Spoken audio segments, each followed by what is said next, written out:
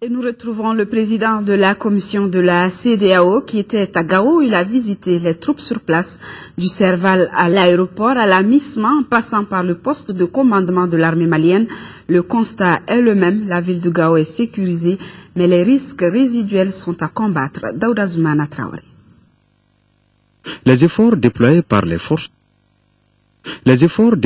les forces armées françaises, africaines et maliennes ont abouti à la sécurisation de Gao.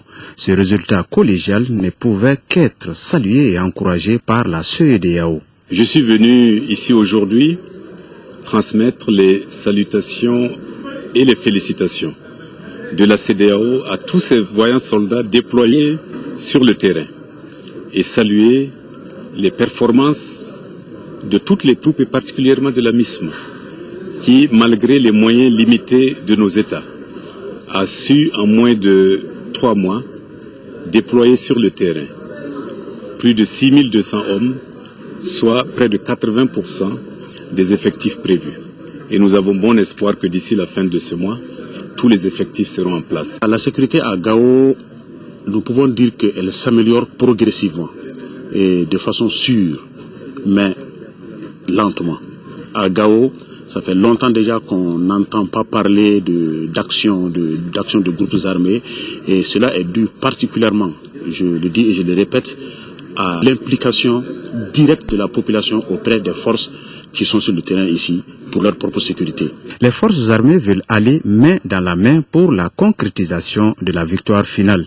Les contingents sénégalais et guinéens sous la responsabilité nigérienne tiennent leur position et s'exécutent.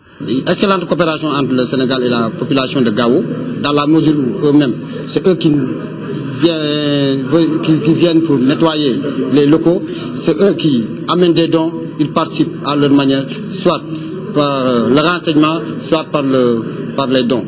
On vit vraiment en symbiose, en très bonne collaboration avec les forces maliennes, avec la Serval et les autres contingents aussi de la CEDEAO. Le résultat, il est positif à 100%. Si tous les acteurs civils et militaires arrivent à maintenir ce climat de travail, le Mali recouvrirait la paix dans la laïcité et l'intégrité territoriale, a conclu Kadre Désiré Ouedraogo.